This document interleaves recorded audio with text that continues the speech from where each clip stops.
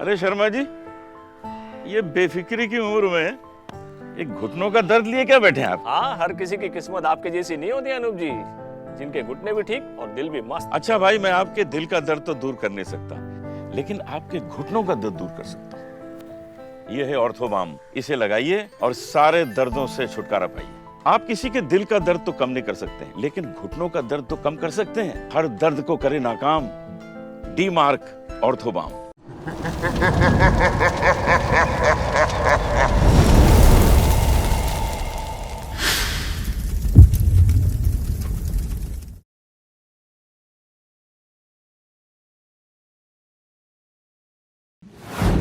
Jingle bell. 25 दिसंबर। James अपने office के साथियों के साथ क्रिसमस की पार्टी को बड़े ही अच्छे से एंजॉय कर रहा था। पूरे हफ्ते की थकान और टेंशन को जैसे सभी शराब के जाम में भूलते जा रहे थे। तभी उसका एक फ्रेंड जिज्ञास उसके करीब आता है। Merry Christmas James, merry Christmas. एक ड्रिंक मेरे साथ। मुझे लगता है मैंने पहले ही काफी पी लिया। जेम्स, अभी तो पार्टी शुरू हुई है, एक ड्रिंक और। नहीं जिज्ञास, सैम और मैरी मेरा इंतजार कर रहे हैं। मुझे अभी घर के लिए निकलना होगा। एक ड्रिंक मेरे साथ, प्लीज प्लीज। जिज्ञास को इतना रोकने पर भी वो नहीं मानता और जेम्स को जबरदस्ती विस्की पिला देता है। तभी जेम्स का मोबाइल बजता है और वो जैसे तैसे जिज्ञास को बीच में ही रोक देता है। फोन देखने पर उसे पता चलता है कि उसका बेटा सैम उसे कॉल कर रहा है। हेलो बेटा। हम कब से आपका वेट कर रहे हैं। आप मेरा क्रिसमस प्रेजेंट तो नहीं भूलेंगे ना?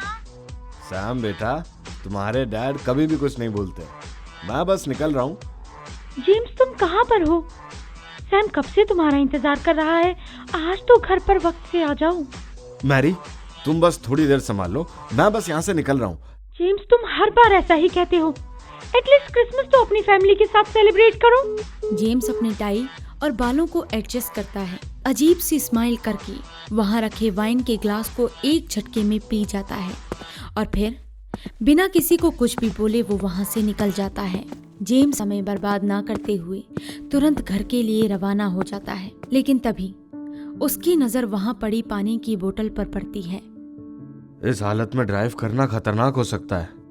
जेम्स पानी की बोतल निकालता है और फिर वो पानी की छींटों को अपने सर और चेहरे पर डालकर नशे के असर को थोड़ा कम करने की कोशिश करता है। फिर अगले ही मिनट वो वहाँ से निकल जाता है।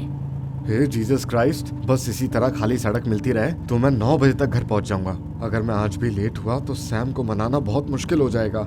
जेम्स रेडियो को ऑन करके फ्रीक्वेंसी ढूंढने लगता है, पर उसे ये देखकर हैरानी होती है कि रेडियो कोई भी फ्रीक्वेंसी कैच नहीं कर पा रहा है।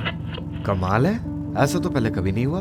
ये रेडियो कोई चैनल से कनेक्ट क्यों नहीं कर रहा है? जेम्स लगातार रेडियो डायल को घुमाकर चैनल से कनेक्ट करने की कोशिश करने लगता है, लेकिन उसे डिस्टरबेंस के अलावा कुछ भी नहीं सुनाई देता। तभी उसकी नजर सामने रोड पर पड़ती है, जहां पुलिस सभी का शराब टेस्ट कर रही होती है। अरे नहीं, इन्हें भी आज ही चेकिंग करनी है। वैसे भी मैंने काफी ज्यादा ड्रिंक कर रखी है। अगर उन्होंने मुझे रोका तो पक्का फंस जाऊंगा। अरे नहीं, अब इन्हें क्या बोलूं? हेलो, हाँ मैरी, मैं रास्ते में ही हूँ। यहाँ पर गाड़ियों का थोड़ा सा जाम लग गया है। जेम्स, तुम अपना कोई एक तो प्रॉमिस पूरा करो। 8:30 बज चुके हैं और तुम अभी तक घर नहीं पहुँचे हो। मैरी, तुम छोटी सी बात को इतना मत खींचो। मैं जल्द से जल्द बस घर पहुँच रहा हूँ। जेम्स, मैं तुम्हारी ये बातें 10 सालों से सुनती आ रही हूँ। इतना बोलकर मैरी गुस्से में फोन रख देती है और जेम्स टेंशन में गाड़ियों की कतार पर नजर डालते हुए कहता है, मुझे कोई शॉर्टकट देखना चाहिए। जेम्स अपने मोबाइल में नेविगेशन खोलता है और बिना टाइम खराब किए यू टर्न लेकर नए रास्ते की ओर निकल पड़ता है। जेम्स की गाड़ी नेविगेशन को देखते हुए दोनों तरफ घने जंगलों से घिरे एक तंग रास्ते पर उतर जाती है। सुनसान सड़क पर जाते जाते एकदम से उसका रेडियो बजने लगता है। ये देखकर जेम्स एक झटके में चौंक जाता है। अरे बाप रे, इसे यहाँ कहाँ से नेटवर्क मिल गया? चलो अच्छा ही है, कम से कम इस सुनसान रास्ते में कुछ तो हलचल होगी। जेम्स रेडियो की वॉल्यूम बढ़ाने ही लगता है कि फिर से नेटवर्क में डिस्टरबेंस आने लगती है। इससे पहले कि जेम्स कोई और कदम उठाता, रेडियो में से किसी आदमी की मदद के लिए पुकारने की आवाज आने लगी। कोई है क्या? मुझे कोई सुन पा रहा है? मैं कॉल 109 FM से बोल रहा हूँ। प्लीज प्लीज मेरी मदद करो। कोई सुन पा रहा है? मेरी मदद करो जल्दी। अब ये क्या हो रहा है? कहीं कोई रेडियो जॉकी क्रिसमस प्रैंक तो नहीं कर रहा है? इतना सुनकर जेम्स रेडियो की वॉल्यूम को पूरा बंद करके नेविगेशन के हिसाब से गाड़ी चलाता रहता है। धीरे धीरे जेम्स को एहसास होने लगता है कि आगे रोशनी और कम होती जा रही है। अचानक से जेम्स का फोन भी बंद हो जाता है और जेम्स एक दो राही पर आकर रुक जाता है। अरे धत तेरे की! अब आगे का रास्ता कैसे पता चलेगा यार? हाथ से निकलता समय और घर टाइम पर पहुंचने की टेंशन में जेम्स अपनी किस्मत पर भरोसा करके गाड़ी लेफ्ट घुमा देता है। तभी अचानक से फिर से रेडियो में से वही आवाजें आने लगती हैं।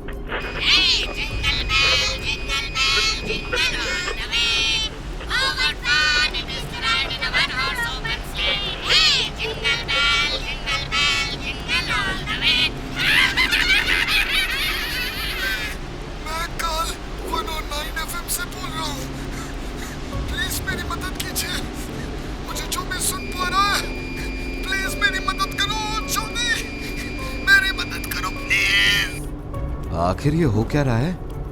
कहीं कुछ गड़बड़ तो नहीं है? खैर, मुझे इस वक्त अपने परिवार के पास पहुंचना ज्यादा जरूरी है। जेम्स कच्चे रास्ते पर गाड़ी को उछालते हुए आगे बढ़ जाता है कि तभी उसकी नजर अपने बाईं तरफ पड़ती है।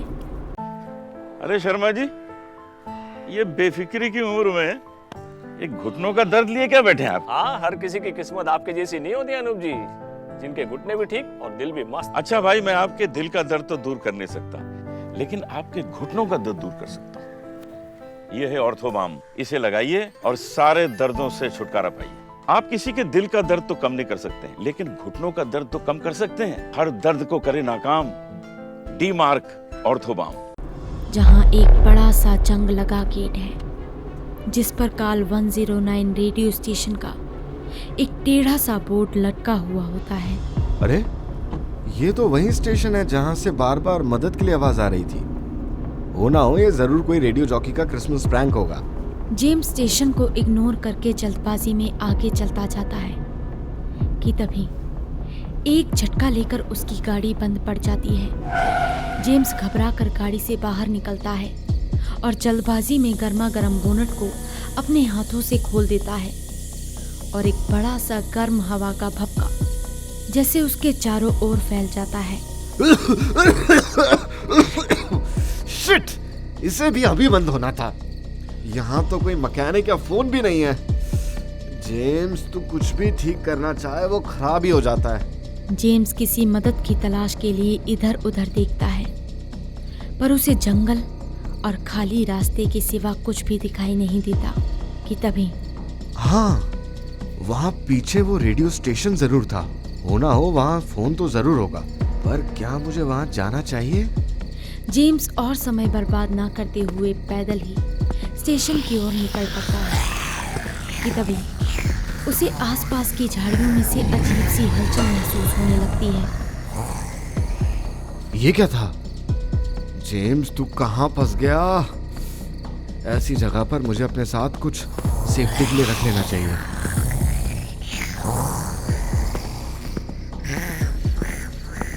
इस रेडियो स्टेशन की हालत देखकर लगता नहीं है कि यहाँ पर कोई आता जाता भी होगा। कंफ्यूजन में खड़े जेम्स की समझ जैसे खो सी गई थी। उसे समझ नहीं आ रहा था कि वो अंदर जाए कि नहीं।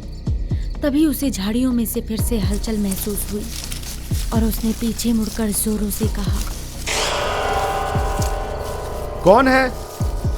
इस गाड़ी का मतलब है कि अंदर जरूर कोई ना कोई है। मुझे जल्दी से मदद के लिए मैकेनिक को फोन मिलाना चाहिए। जेम्स की परेशानी धीरे धीरे बढ़ने लगती है।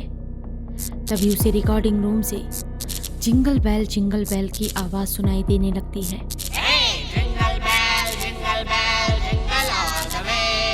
Oh, what fun it is to ride in a one-horse open sleigh. Hey, jingle bell. जरूर अंदर कोई है, वहाँ कोई ना कोई मदद तो जरूर मिल जाएगी। हेलो, कोई है? मुझे एक फोन करना है। जेम्स मदद के लिए पुकारते हुए रिकॉर्डिंग स्टूडियो में एंटर करता है, लेकिन वहाँ का नज़ारा देखकर वो हैरान हो जाता है। वहाँ कोई भी नहीं था और रेडियो अपने आप ही जैसे ऑपरेट हो रहा था। अब ये क्या मुसीबत है? यहाँ तो कोई भी नहीं है। तो फिर ये मशीन अपने आप कैसे चल रही है?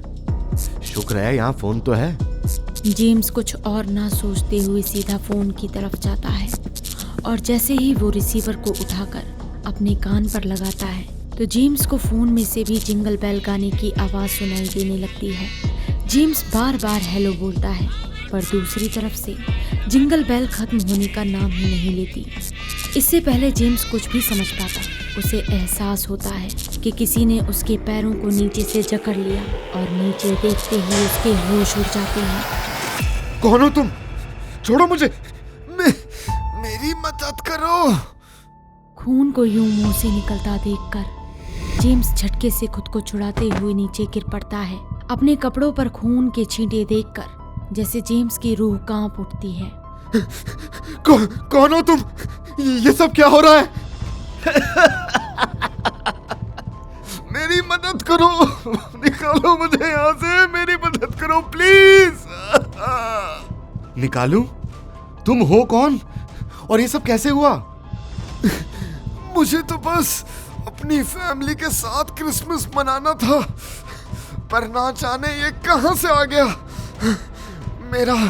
मेरा 8 साल का बेटा सैम मेरा घर पे इंतजार कर रहा है और मैं यहाँ इस खंबे के साथ बंधा हुआ हूँ। ये सब सुनकर जेम्स जैसे हिल जाता है।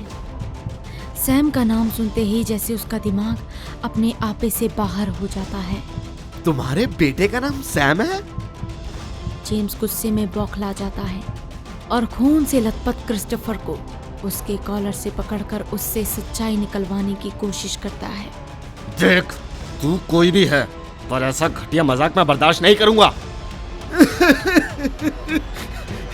ये सब तुझे मजाक लग रहा है? ये खून क्या सब नकली है? और ये? अपनी शर्ट उठाकर कमर की साइड में गहरे घाव को देखता है, जैसे किसी खूंखार जानवर ने उसे नोच डाला हो। जेम्स अपनी सोच समझ सब खो बैठता है। उसे क्या सच है और क्या नहीं, कुछ भी समझ नहीं आ रहा था। ये सब क्या हो रहा है? क्या सच है और क्या नकली? मुझे कुछ समझ नहीं आ रहा यार। तुम्हें यहाँ से जाना होगा, वरना वो तुम्हें भी मार डालेगा। कौन मार डालेगा? आखिर ये सब हो क्या रहा है? असमंजस में फंसा जेम्स अपना आपा खो बैठता है और पागलों की तरह यहाँ वहाँ लैंडलाइन फोन से कॉल मिलाने की नाकाम कोशिश करने लगता है। ये फोन, ये रेडियो, ये सब नाम के हैं, कुछ नहीं चलेगा। तुम्हें क्या लगता है मैंने कोशिश नहीं की? तुम्हें यहाँ बांधा किसने? वो क्या चीज है मुझे नहीं पता, पर हाँ, वो पक्का कोई इंसान नहीं है, ना ही कोई जानवर। तुम किसकी बात कर रहे हो? कौन है वो? दोनों बात कर ही रहे होते हैं कि तभी स्टूडियो के एक कोने से किसी बच्चे की जोरों से रोने की आवाज आने लगती है। ये बच्चे की रोने की आवाज कहां से आ रही है? तू मुझसे क्या छुपा रहा है? सच बता। तू यहाँ से निकल, जल्द से जल्द निकल जा। क्रिस्टोफर की बातों पर जेम्स को बिल्कुल भी विश्वास नहीं होता। जेम्स इधर उधर कमरे में छानबीन करने लगता है। ये देखकर क्रिस्टोफर पागलों की तरह चिल्लाने लगता है। इस कमरे को मत खोलना, मेरी बात मानो, इस दरवाजे को मत खोलना। जेम्स उस बच्चे की रोने की आवाज़ को बर्दाश्त नहीं कर पाता और दरवाजे के आगे लगे सामान को पूरी ताकत लगाकर हटाने लगता है। ये देखकर खून में भीगा क्रिस्टोफर बौखला उठता है। तुझे समझ नहीं आ रहा क्या? उस दरवाजे को मत खोल। क्रिस्टोफर अपनी पूरी जान लगाकर अपना हाथ उस फंदे से छुड़ा लेता है और जेम्स पर हमला कर देता है। हे भगवान, ये मैंने क्या कर दिया? जेम्स सारे कमरे को टटोलने लगता है पर उसे वो बच्चा कहीं भी नहीं मिलता। तभी वहां कोने में खड़ी लोहे की अलमीरा जोरों से हिलने लगती है। ये क्या है? उसे एहसास होता है कि बक्से पर बनी दरारें अचानक से चमकदार हरे रंग से भरने लगती हैं और जेम्स अपनी सुध खोकर उसकी तरफ अट्रैक्ट होने लगता है। ये कितना कमाल का है। ऐसा तोहफा देख के सैम बहुत खुश होगा और सारा गुस्सा भूल जाएगा। जेम्स बिना कुछ सोचे समझे उस बॉक्स को उठाकर बाहर ले जाता है और क्रिस्टोफर की जेब को टटोलने लगता है। जेम्स खून से लथपथ जेब से चाबी निकालकर उस बॉक्स के साथ रेडियो स्टेशन से बाहर निकल जाता है। जेम्स जैसे किसी के वश में हो और सभी सिग्नल तोड़ता हुआ वो सीधा अपने घर पहुंच जाता है जहां सैम और मैरी उसका इंतजार कर रहे थे। जेम्स खून में लथपथ बॉक्स को दोनों हाथों में उठाए हुए लंगड़ाता हुआ सैम को पुकारता हुआ घर में एंटर करता है। Sam, Sam. जेम्स जैसे ही घर में एंटर करता है सामने दीवार पर टंगी घड़ी में सिर्फ 9 ही बज रहे होते हैं। ये देखकर उसके होश उड़ जाते हैं। ये कैसे पॉसिबल है? अभी सिर्फ 9 कैसे बज सकते हैं? इससे पहले जेम्स इस उलझन को सुलझा पाता, सैम और मैरी खून में लथपथ जेम्स को देखकर भागे चले आते हैं। जेम्स, ये सब क्या हुआ? तुम ठीक तो हो ना? हाँ, डैड, आपके कपड़ों में इतना खून क्यों है? जेम्स असमंजस में पागलों की तरह हंसने लगता है। उसे कुछ समझ नहीं आता और इतने में सैम की नजर जेम्स के हाथों में पकड़े उस रहस्यमय बॉक्स पर जाती है। ये क्या है डैड? Merry Christmas Sam. इतना कहते ही घर की लाइट्स फ्लैक्चुएट होने लगती हैं और टीवी अपने आप ही ऑन हो जाता है और उसी रेडियो वाली आवाज में स्क्रीन पर जिंगल बेल गाना बजने लगता है। ये देखकर सभी घबरा जाते हैं और अचानक से बॉक्स अपने आप खुल जाता है।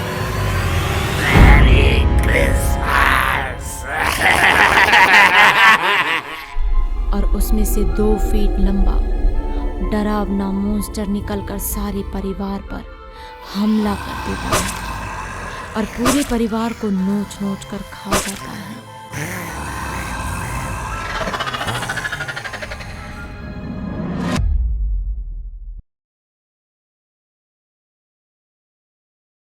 अगर आपको हमारे वीडियोस पसंद आ रहे हों तो इन्हें लाइक करें, चैनल सब्सक्राइब करें और हमारे कार्टून शो सबसे पहले देखने के लिए बेल आइकन दबाना ना भूलें। आप किसी के दिल का दर्द तो कम नहीं कर सकते हैं, लेकिन घुटनों का दर्द तो कम कर सकते हैं। हर दर्द को करे नाकाम डी मार्क ऑर्थोबाम।